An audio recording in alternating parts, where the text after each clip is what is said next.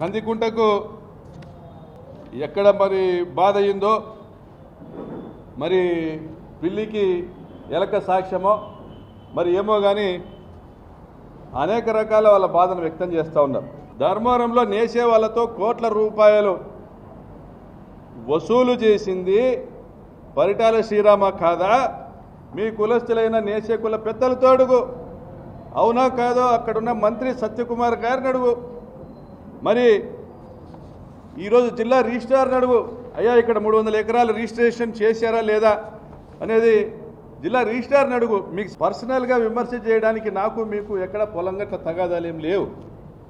3 కోట్ల రూపాయల కారు అదేం పెద్ద విషయమా అని మాట్లాడుతూ ఉన్నావు. కందికుంట ప్రసాద్ గారు, మరి మీరేమో ఎమ్మెల్యేలు అయిన వెంటనే ఆస్తులు సంపాదించుకోవచ్చు. మీ ట్రాక్ రికార్డులు 7 సార్లు మీరు గెలిస్తే 1000 కోట్లు సంపాదించుకోవచ్చు, కానీ పేదవానికి ఇల్లు రాకూడదా?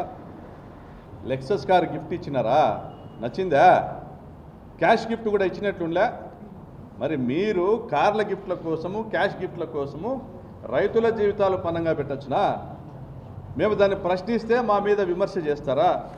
మరి ట్రాక్ రికార్డు గురించి మాట్లాడుతూ ఉన్నావు. ట్రాక్ రికార్డు గురించి మాట్లాడితే నీ అంత గొప్ప ట్రాక్ రికార్డు అయితే మాకు లేదు. కందికుంట ప్రసాద్ అలియాస్ రమేష్ రెడ్డి, ఆరోగ్యం జాగ్రత్త. మనిషి ఉంటే ఏమైనా చేయొచ్చు, అంటే మనిషి బయట ఉంటే ఏమైనా చేయొచ్చు, జైలు పోకుండా చూసుకో.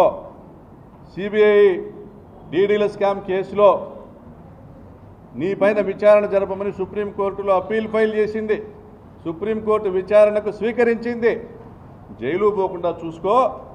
నీ బాస్ ఉన్నాడు, ఆయన్ని పట్టు, కొంచెం కొట్టు, ఆ కేసులోంచి బయటపడేదానికి మేనేజ్ చేసుకునేదానికి నువ్వు దృష్టి పెట్టు. అంతేగాని నాలాంటి వాళ్ళ మీద నువ్వు ఆలోచన చేయాల్సిన అంత సమయము నీకు అవసరం లేదు. నువ్వు ఆలోచన చేయాల్సిన అవసరము లేదు. మేము నీ గురించి పట్టించుకోవాల్సినటువంటి అవసరం కూడా లేదు. కందికుంట ప్రసాద్ కరప్షన్ కోసమో రాజకీయాల్లోకి రానవసరంలే. వ్యభిచారం చేసేవాళ్ళు కూడా నిజాయితీగా సంపాదిస్తారు. రాజకీయ నాయకుడు కరప్షన్ చేయడానికి కోసం ఎన్నిసార్లు గెలిచినా అది వ్యర్థము. అటువంటి విధానం ఉంటే దయచేసి మానుకో. నువ్వు కులస్తునిగా మేము నేసే వాళ్ళను ప్రొటెక్ట్ చేసుకునేదానికి ధర్మవరంలో నువ్వు ఏ చర్యలు తీసుకున్నా మేము స్వాగతిస్తామని తెలియజేస్తున్నాం.